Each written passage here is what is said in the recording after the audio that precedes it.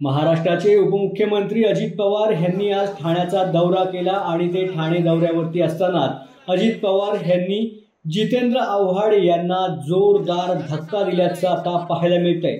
राष्ट्रवादी शरद पवार पक्षाचे ठाणे जिल्हाध्यक्ष सुहास देसाई यांनी अजित पवार ठाणे दौऱ्यावरती असतानाच आपल्या पक्षाला सोडचिठ्ठी देत अजित पवार यांच्या उपस्थितीत राष्ट्रवादी पक्षामध्ये जाहीर पक्षप्रवेश केल्याचं आज पाहायला मिळतंय।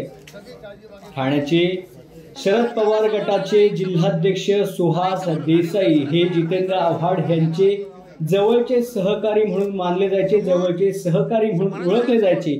मात्र उपमुख्यमंत्री अजित पवार हे ठाणे दौऱ्यावरती येत असतानाच राष्ट्रवादी शरद पवार पक्षामध्ये ही मोठी खिंडार पडल्याचं पाहायला मिळतंय।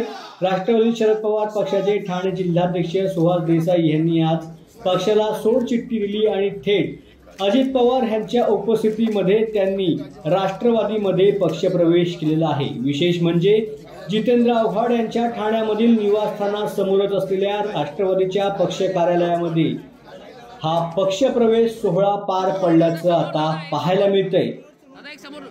आगामी स्थानिक स्वराज्य संस्थेच्या निवडणुकीच्या पार्श्वभूमीवरती आता जितेंद्र आव्हाड आणि राष्ट्रवादी शरद पवार पक्षाला मोठा धक्का ठाण्यामध्ये हा बसल्याचं पाहायला मिळतंय।